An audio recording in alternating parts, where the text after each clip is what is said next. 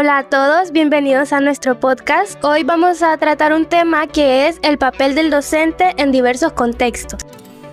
Sí, compañeros, no sé si se han escuchado sobre el docente tradicional. Es generalmente el docente conductista, el que generalmente en lo que él diga en el aula eso se hace, o sea, no tiene en cuenta nada, no tome en cuenta al niño, sino lo que él diga, eso es amén. ¿Usted ha escuchado, Alejandro, referente al docente tradicional?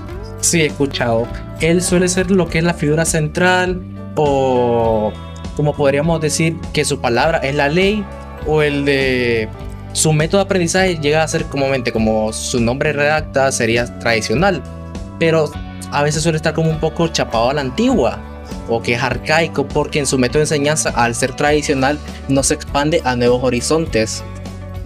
También tenemos el tipo de docente que enseña mediante videollamadas, videoconferencias, en foros y en todo lo que tenga que ver con tecnología.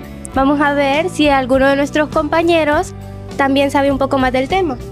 Sí, sobre este tipo de docente, lo que sabemos que este docente transmite sus clases a través de lo que es videollamadas o plataformas, o sea, también tareas digitales. Lo que este docente utiliza es lo que es la tecnología. Todo esto se dio más en lo que es como en el año 2020, 2021. Nos dimos a conocer sobre este tipo de docente, ¿verdad, compañeros? Sí, cuando pasó la pandemia, lo recordamos. Yo creo que muchos estuvimos. Así es, creo que la mayoría de todos estuvimos a través de este docente, ¿verdad? El docente virtual que se dio muy a conocer a mediados de esos años. Y creo que fue el auge de este tipo de docente, ¿verdad? Porque creo que anteriormente, en años anteriores, no se practicaba mucho este tipo de docencia, ¿verdad? Porque todos estábamos en el aula, pero a raíz de la pandemia pues se tuvo que ver como una necesidad, ¿verdad? Así es. Entonces esto se dio a conocer variante a esa pandemia, a esa enfermedad, ese virus que se expandió alrededor de esos años. Pues esto es mi opinión sobre este tipo de docente. Sí, también está lo que es el docente de la zona rural. Generalmente este es el docente que se dice que es el más sufrido porque tal vez la escuela le queda a larga distancia, no hay demasiada tecnología porque es una zona aislada de las ciudades. También está lo que es que no hay mucho material también para que el docente, y se enfrenta todos los tipos de docentes se enfrenta a distintos retos. Entonces, ¿qué opina usted, compañera, referente a eso? ¿Ha escuchado usted del docente rural? Sí, de hecho, sobre este tipo de docente, como usted lo dijo, compañera, es el que más, por así decirlo, dificultades tiene.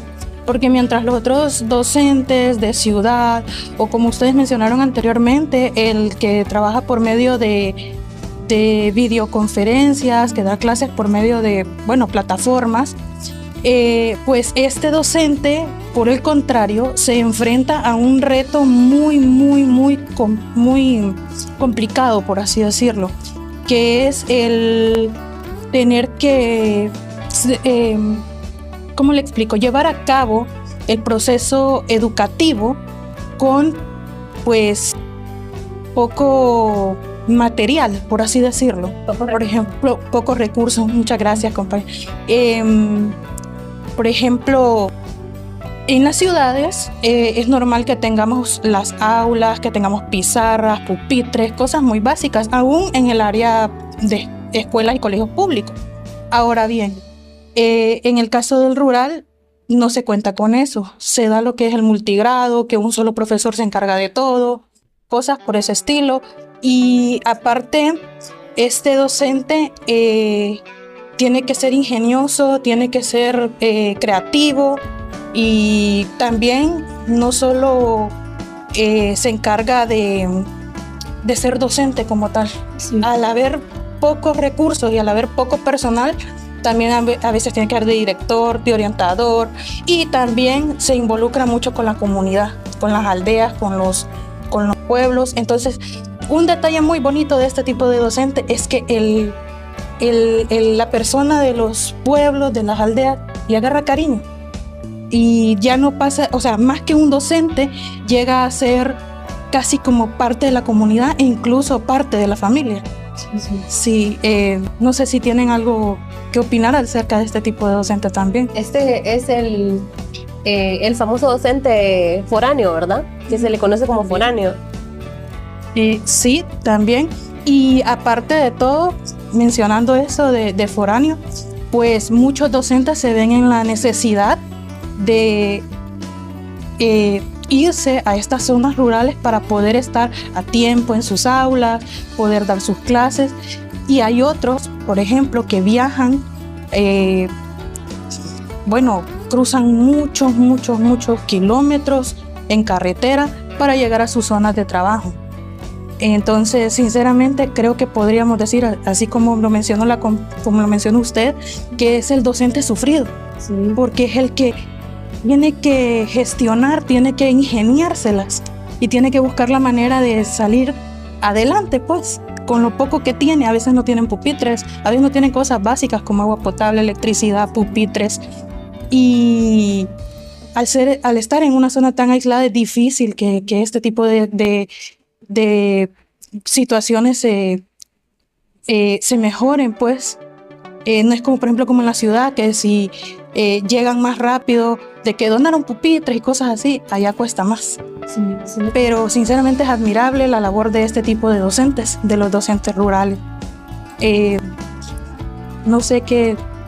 Sí, tiene mucha razón en eso, y esto también nos lleva al docente inclusivo. Este docente hace que todos los estudiantes aprendan a la misma vez, que ninguno quede fuera, adapta sus clases para que todos puedan aprender juntos. Sí, el docente inclusivo, ¿verdad? Como muchos conocemos ya el contexto de esto, inclusividad quiere decir no solo enseñar, sino hacer que estos niños que tal vez tienen algún tipo de condición, ¿verdad? Aprendan de la misma forma. Tal vez no todos van a aprender de la misma forma. Es algo que se tiene que tener bien claro, que no todos los niños aprenden de la misma forma, ¿verdad? Así como hay niños que a la primera vez que explicamos pueden comprender un tema, hay otros que tal vez con un dibujo lo entienden, y hay otros que ni siquiera viendo un dibujo, ¿verdad? Sí. Entonces, este tipo de docente tiene que saber cómo manejar estas situaciones y comprender la necesidad que tiene cada uno de los niños, ¿verdad? Por ejemplo, yo tengo en mi salón de clase, yo actualmente laboro como docente, en mi salón de clase yo tengo un niño, se llama Daniel. Daniel tiene TDA, tiene hiperactividad y también es autista. Wow. Entonces, mi grupo es de 29 niños y tengo a Daniel. Entonces, la mayoría de los niños con los que yo trabajo, la mayoría me entiende un tema cuando lo explico a la primera. Uh-huh. Con Daniel, a mí me toca buscar 1 y 1000 métodos para que me aprenda una cosita. Entonces, de eso se trata la inclusividad, ¿verdad? De buscar 1 y 1000 formas para que estos niños pues se logren integrar, logren tomarle interés a la clase, ¿verdad? Porque no es solo enseñar, sino hacer que el niño quiera aprender. Ese es el rol de este docente, ¿verdad? Hacer que estos niños que tienen este tipo de condición o este tipo de problemas pues sientan la gana o la necesidad de aprender, o sea, llamarles la atención. Entonces, no es fácil. No es nada fácil, ¿verdad? Estar buscando estrategias, porque como docente pues pensamos en 1 y 1000 formas, ¿verdad? Para poder lograr que estos niños se interesen o se integren, ¿verdad? Entonces, y de esta manera pues practicar la inclusividad. Compañera, sobre ese tema del docente inclusivo, me llama la atención justamente eso que menciona, que por ejemplo este tipo de docente es ese que no solo va a dar la clase, sino que se fija en que cada estudiante, en la necesidad de cada estudiante. Por ejemplo, como usted lo mencionaba, su alumno, y en lo personal pienso que, como hemos dicho en varias ocasiones, no solo aquí en el podcast, también en la clase, que la labor del docente va más allá de solo ir, dar la clase y ya, sino que se vuelve como lo mencionábamos en el rural, lo mismo pasa con el inclusivo, se vuelve como alguien de confianza, alguien cercano para el alumno. Exacto, bueno, esta labor, ¿verdad? Sabemos que el ser docente pues no es fácil, pero uno lo hace por vocación, ¿verdad? Entonces, la docencia uno nunca termina, porque muchos, los que no laboran aún todavía como docentes, ¿verdad? En algún momento lo van a hacer, y se tiene que saber que el ser docente no es solo ir al salón, ir dar la clase, no. Uno desde antes está preparando su clase porque usted va, lleva su material, lleva su clase preparada, todo lo que va a decir. Y no solo el docente trabaja dentro del salón de clases, sino que también cuando llega a su casa después del trabajo, llega a trabajar de nuevo, a buscar actividades, porque si es así como el caso de la compañera que tiene un niño con una condición especial, tiene que buscar la manera, tiene más trabajo, aún de los 29 que mencionó, tiene que buscarle a Daniel otro tipo de actividades, entonces es un trabajo extra.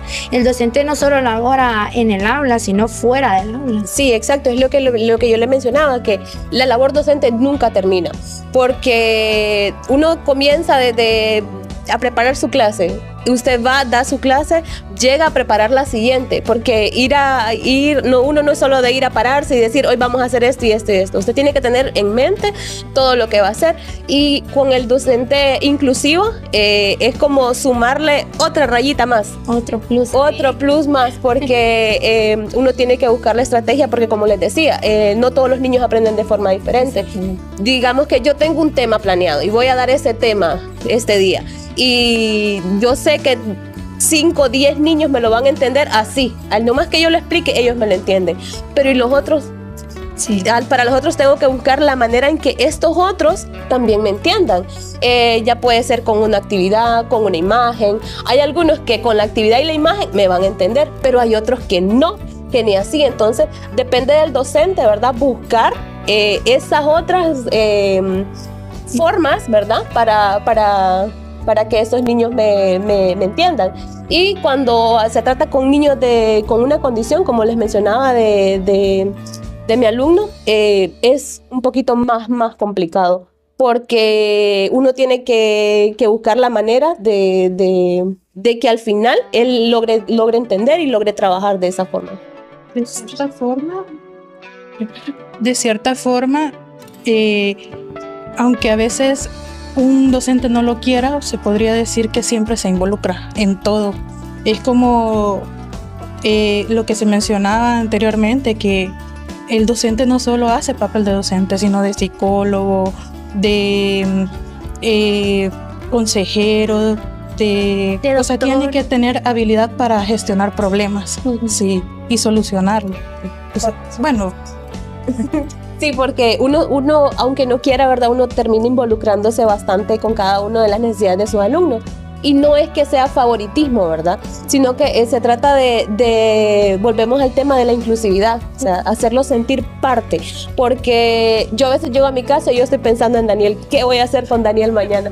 ¿Cómo voy a hacer que Daniel me trabaje mañana? Entonces uno trata de siempre, ¿verdad? De incluirlo en todo, de tratarlo como un niño normal, porque a Daniel yo al menos no lo trato de una forma especial. O sea, yo lo trato como a él, con los demás compañeritos, como una persona, como un niño normal, como un niño como todos los demás, pero yo sé, ¿verdad? Las necesidades que él tiene. Entonces, para mí, uno del rol del docente más importante es el de la inclusividad. El ser inclusivo. ¿Y ustedes, compañeros, opinan lo mismo que ella? Sí. ¿Y usted cree que sea importante? Sí, importante. Voy a confesar algo. Yo tengo PBA y yo cuando estaba en el colegio tuve un montón de docentes que me brindaron ayuda cuando no entendía algún tema. Incluso me enseñaron lo que es socializar con los demás, porque yo tengo un problema que soy bastante antisocial, no me gusta hablar con la gente, soy cerrado a mi mundo, y gracias al docente inclusivo pude lograr conectar con un montón de gente. Incluso logré generar vínculos como de mejores amigos, y me funcionó bastante, porque si no hubiera tenido ese tipo de docente, seguro no hubiera disfrutado lo que fue la secundaria, la primaria, incluso el kinder o el bachillerato. Miren, entonces en su propia experiencia, usted lo vivió entonces, ¿no? Sí. Y un docente, como siempre, marca la vida de cada estudiante, y en este caso, pues, más de algún docente suyo hizo una diferencia en su vida, y eso es muy importante. ¿Y usted, compañero? Sí, la verdad, los docentes son muy importantes en nuestra vida. Todo tipo de docente, hay varios tipos de docentes, ¿verdad? Y cada uno enseña de manera diferente, y igual nosotros aprendemos. Pero sí, todos los docentes, no importa de qué sea, siempre todos son importantes, ¿verdad? Sí.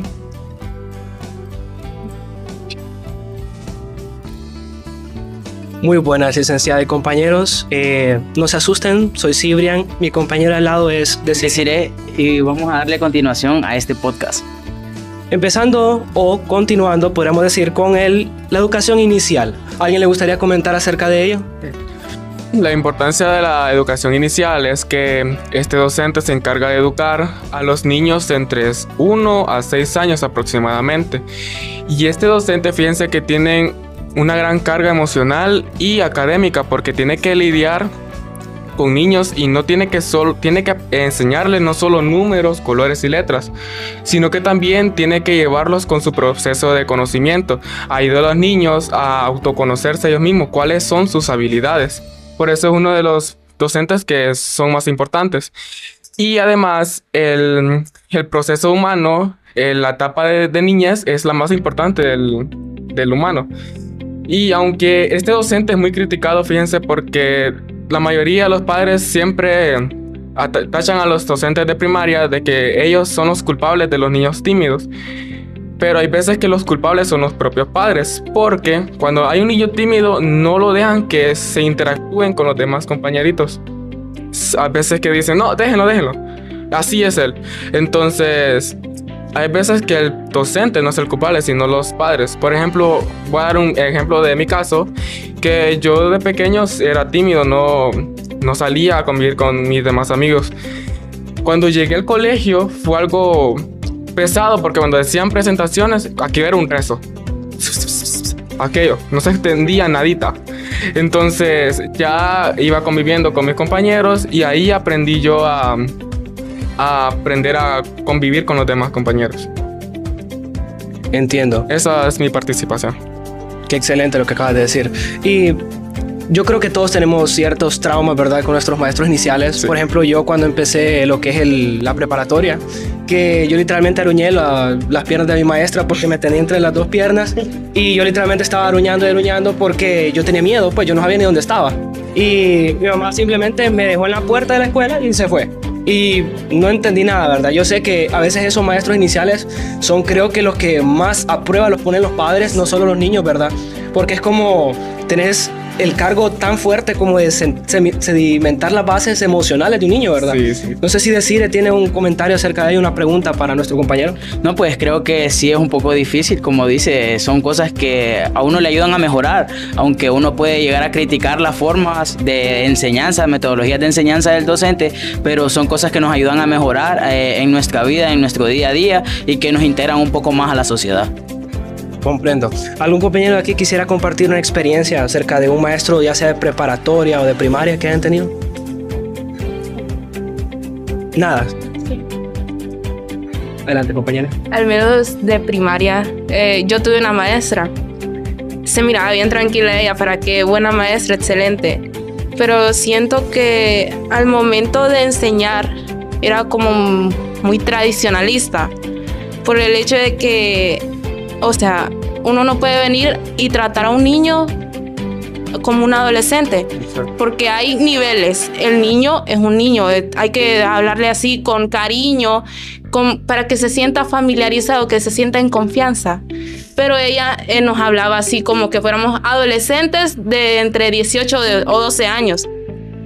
O sea, sentíamos esa presión, no nos sentíamos tan en confianza con ella, pero era buena maestra. Solo que estaba metida en eso del tradicionalismo, de que si algún niño no entendía, no se centraba tanto en él, o sea, lo alejaba, porque ella lo que quería era ver que, o sea, que los niños entendieran, que fueran inteligentes. Cuando un niño de primaria no va a aprender a leer de un solo, de entrando a primaria tiene que ir enseñándoles las letras, los números, los colores, pero ella lo que quería era que los padres se centraran tanto en que los niños aprendieran a leer, en el mismo momento aprendieran los números, que aprendieran a escribir. ¿Cómo nosotros vamos a ir a los niños de primaria a decirle escriban tal, o dictarles de que escriban tal cosa, si ellos son niños pequeños que todavía están en proceso de construcción en su aprendizaje? Y fíjense que hay unas características que este docente debe tener, que es la paciencia y la empatía, porque el docente tiene que estar preparado mentalmente, que puede tratar con niños que pueden ser que tengan discapacidad o que les dificulte el aprendizaje. Por eso este docente creo que tiene que tener muchas características para que sienta que es verdaderamente su vocación.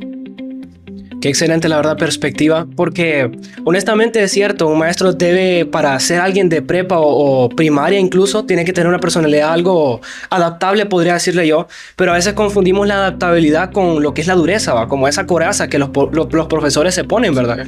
Que de vez en cuando, para crear confianza, por ejemplo, yo soy un gran ejemplo de eso, pero ya con grados mayores, ya lo que a mí me toca dar de clase es solo sexto en adelante. Y yo he notado mucho de que a partir de cuarto hasta sexto grado hay un cambio bien radical en los niños, que es como vos no puedes hablarles tan aniñado porque ellos ya conocen esos patrones, ellos ya conocen sus maestros, ya conocen cómo les están hablando y reconocen que ya no deberían hablarles como niños pequeños, ¿va? Pero ellos todavía no saben qué son. Y qué interesante perspectiva, porque hay muchos niños que aún así, ya sea por cuestiones de sus padres que no les lograron experimentar su infancia, no se les permitió, no se les dio el espacio, y ellos son la clase de estudiantes que prefieren que les hablen más suave.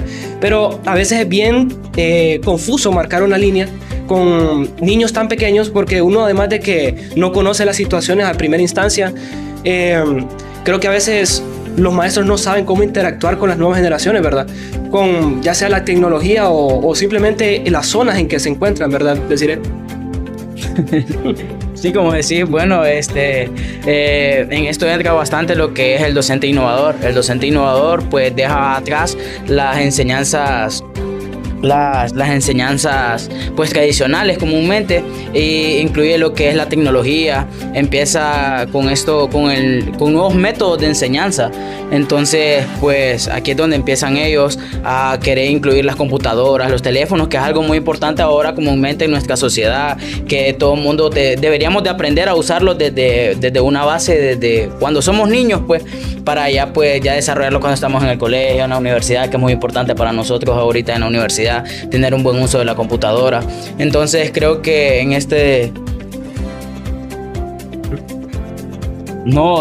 ¿me entendés? Creo que en es muy importante el método innovador, ya que pues nos ayuda como a entender nuevas cosas sobre la tecnología, y este paso viene ya desde las escuelas. Ya los docentes empiezan a incluirse más con estos datos y dejan un poco atrás los métodos tradicionales para meterse más a fondo a lo que es la tecnología, ya que pues es algo que nos lleva ya para que es nuestro actual, nuestro presente, y es algo que ya no va a cambiar. La tecnología va aumentando día con día y va a llegar un momento en el que pues actualmente ya solo usamos tecnología, pero aún así siempre vemos libros. Va a llegar un momento en el que solo vamos a trabajar en tecnología, y en esto se basa el docente innovador, en incluir las tecnologías nuevas, las tecnologías que vienen y las tecnologías que vendrán en un futuro. A esto se dedica un poco más el docente innovador. Entonces, compañeros, ¿alguien que quiera opinar un poco sobre este docente? Ok, innovador, ¿ok? Sí se centra más en lo que es las tecnologías, las nuevas, o sea, lo que él quiere que aprendan los niños por medio de las tecnologías. Pero también hay que recalcar un punto muy importante. Por ejemplo, en el ámbito urbano, así decirlo, hay más posibilidades de poder tener más recursos. Ahora pasémonos a lo que es lo rural. En las escuelas rurales es bastante triste, por decirlo así, la situación en la que se miran los niños.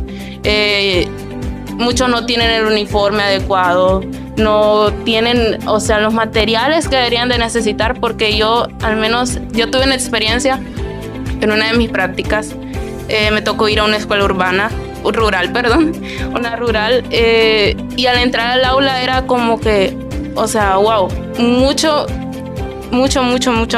más diferente de lo que yo había pensado, por el hecho de que los niños iban hasta descalzos a la escuela, con su uniforme tal vez tenían algo roto o algunos hoyitos ahí. Otros que no habían ni desayunado. Entonces a uno como docente es como que se le hace pequeño el corazón al ver las situaciones que pasan aquí en nuestro país. Bueno, no solo en Honduras, también en los diferentes países que hay en este mundo. Porque tal vez, por decirlo así, se centra más en lo urbano, que vaya, ahí hay más posibilidades y todo eso, pero dejan atrás a lo que es el ámbito rural. Entonces, sí, por el hecho de que lo rural tal vez no tenga el acceso a las tecnologías. Pero sí sería bastante increíble que tal vez, por decirlo así, el gobierno se centrara también en lo que es el rural, porque no solo en el urbano. Tal vez brindarles ayuda con que les brinden, así por decirlo así, más libros, más materiales para que ellos puedan trabajar. Sería súper mega excelente. No solo para los niños, también para los docentes. Y eso es un buen punto de los innovadores, que se centra bastante en qué son las tecnologías y en cómo puede avanzar el niño en cada uno de sus pasos de aprendizaje. Entiendo. La verdad es que cuando se habla acerca de rural y acerca de innovaciones, creo que no puedo evitar recordar lo que es el retroceso, ¿verdad? Porque uno siempre habla y uno siempre puede culpar al país y todo, ¿verdad? Acerca de que qué cólera o qué enojo el que no pueda llegar estos recursos a futuros niños. Pues, ¿qué tal y si tenemos a quién sabe, un presidente o un futuro ingeniero en nuestras aulas, ¿verdad? Que es algo de lo más posible. Pues uno no puede descartar los sueños de los niños, ¿verdad? Pero también hay que pensar un poco acerca de qué podemos hacer nosotros mismos, ¿verdad? Porque ya vemos que ya tenemos una gran experiencia de años y años que el país realmente no se ha tomado aprecio a esos niños, ¿verdad? Que tal vez solo velan por que tengan su canasta básica y eso es todo. No se centran en educación, qué libros más nuevos pueden ver, qué tipo de historias nuevas pueden conocer, cómo ellos se pueden introducir a la nueva tecnología, al internet. Hay muchos niños que al sol de hoy no han conocido lo que es la energía, posiblemente, ¿verdad? Hay niños que incluso en la Moquitia que nadan entre cocodrilos, ¿verdad? Es algo real, ¿verdad? Y lo sé por Shifuyama. Yo sé que tengo una compañera aquí que no se me olvidar que es bien especialista en lo que es la zona urbana. Toma el micrófono. Pues yo quiero hablar un poco sobre lo que es la zona urbana. Este docente se centra en enseñarle al alumno y orientarlo. Esto es más céntrico, es como en las ciudades. Este docente tiene más acceso a cosas educativas como la tecnología, los libros, y los niños también llegan más como ya están en la ciudad, llegan como más cómodos, con su uniforme, su mochila, todo así. Es como más básico, como lo de ahora, lo actual. La tecnología, algunos hasta llevan su tablet, su teléfono, porque sí, los niños de ahora están tan actualizados que sí, es la realidad. Así llegan los niños ahora. Y pues este docente se encarga de orientarlos y enseñarles tanto como valores y habilidades que les servirán para la vida a los niños, a los adolescentes también, porque no solamente es en niños que se centra. Y pues este docente de la zona urbana es muy importante porque prepara a los estudiantes para que se socialicen entre más gente. Y pues esa es mi participación. Como les decía, una experta. La verdad es que siento bien importante que incluso cuando mencionamos la zona urbana, que nos habla acerca de más o menos como qué tan presentable un alumno puede estar, cómo está el aula, el salón de clases, las sillas, que si tienen rayones. O sea, en mi vida yo nunca he estado en un lugar donde las aulas o lo que son los sillones o sillas no estén rayados. Sí. Que tengan ya sea lleno de corrector o lleno de color o quién sabe, símbolos que no se pueden decir aquí, ¿verdad? Porque nos cancelan. Pero es increíble cómo del propio estrés de los niños agarran lo más simple, ¿verdad? Para ellos, que es sus herramientas de trabajo, ¿verdad? Y a veces olvidamos mucho que no todos tenemos la posibilidad realmente de tener como esa capacidad de aprendizaje, pues. Daré un ejemplo muy claro y es el mío, ¿verdad? Que yo estoy dando clases en algo que podríamos llamar como una escuela privada, por así decirse, pero privada en el aspecto de que es bilingüe y no utiliza mucho o no toma tanto la opinión del gobierno. Y realmente yo puedo ver con mis propios dos ojos, ¿verdad?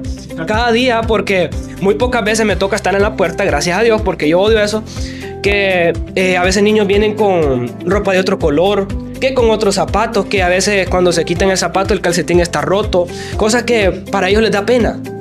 Y realmente lo admito que al principio me río, pero después digo yo, qué pesar me da porque no es culpa de él. No tiene culpa él en esto, o sea, no tiene culpa él de que los padres o ya sea el sistema no le haya favorecido, ¿verdad?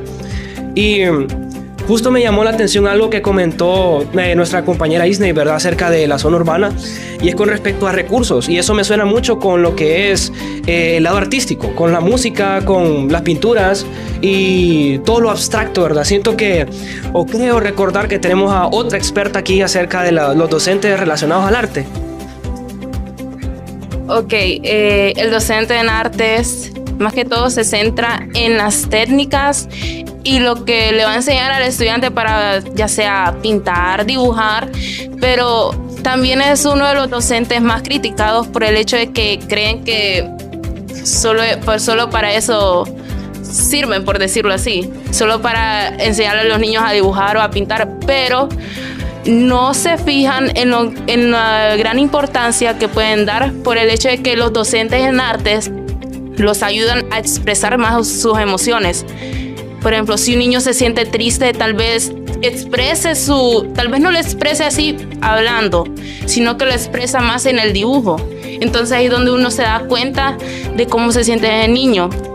Por ejemplo, al menos en mi caso, yo cuando estuve en mi práctica di artística y les enseñé eso sobre expresar sus emociones a los niños mediante el dibujo. ¿Qué pasó? Un niño me llegó y me dijo, Miss, aquí está mi dibujo. Había un dibujo donde aparecía él sentado en una esquina, mientras que sus otros compañeritos estaban en otro lado, divirtiéndose, jugando. O sea, ahí me dio a entender de que sentía tristeza o se sentía excluido del grupo.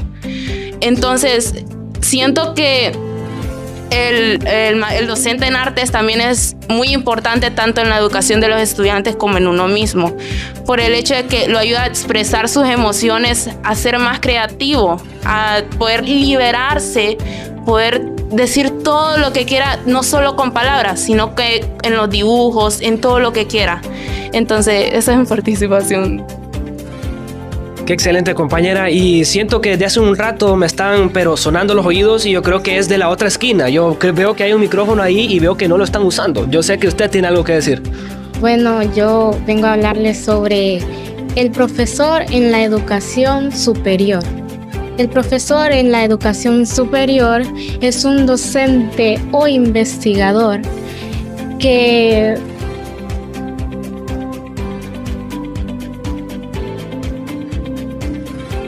¿está relacionado con educación superior como de octavo en adelante o es...? Ups. Espérate, pásame la hoja. No, estaba bien, pues, pero un error hasta. No, yo para cubrir, pues. No, sí, está bien, yo pero estaba bueno que vos te fueras metiendo de Lo siento, no fue como para forzarla, volver para ayudar. Aquí anda el profesor.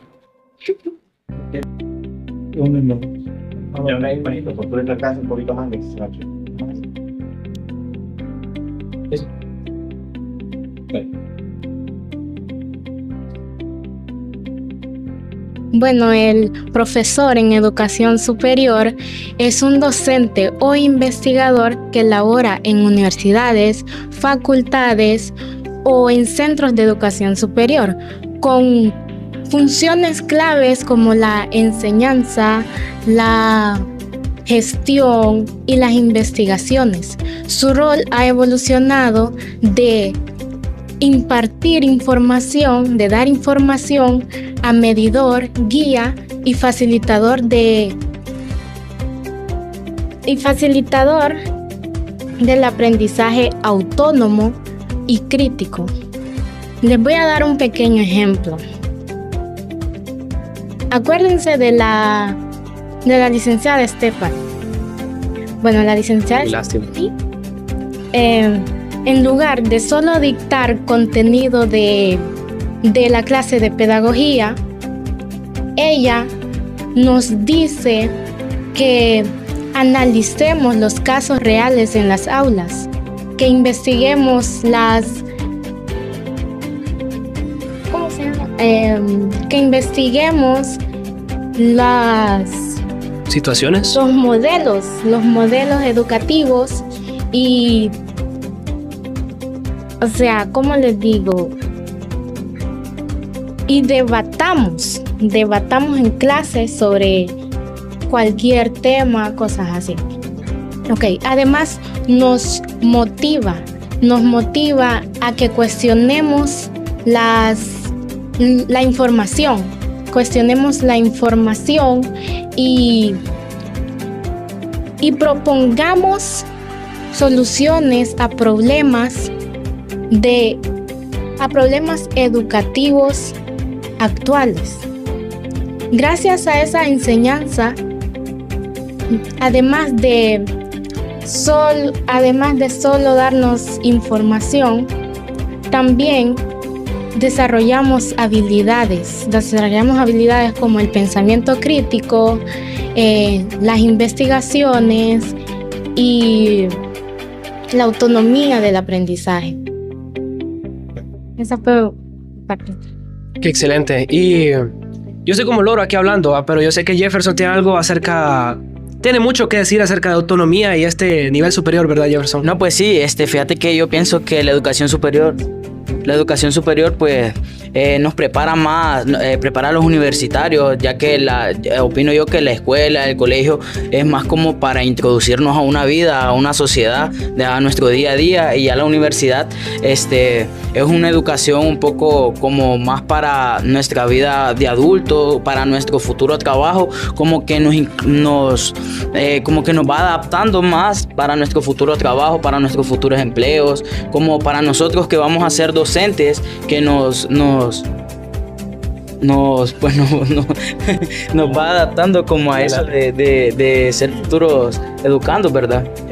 Profesionales. Es más como para ya darnos eso de ser profesionales, de trabajar en nuestro rubro, de como nosotros que nos preparamos para ser docentes, personas que se preparan para ser ingenieros y en sus respectivos rubros, pues para eso nos prepara un poquito más la educación superior.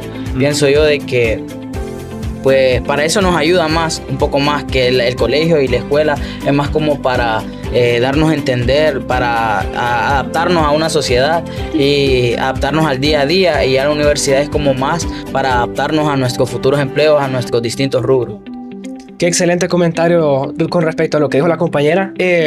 Cada punto que dijiste realmente es bien importante, y qué bueno que lo hayas mencionado. Qué bueno que venimos ya retocados nosotros, Cibrian y Desiree, ¿verdad? Venimos, pero con todos los poderes, ¿verdad? Y obviamente dejamos lo mejor para el final. Yo, su servidor, la conclusión, ¿verdad? Me parece bien importante estar comentando acerca de estos temas que no mucha gente se atreve, ¿verdad? Porque ya sea que no conocen o no tienen un medio como para realmente un foro, pues algo o algún lugar para informarse, para comentar y debatir, ¿verdad? Sin tener el miedo de ser juzgado.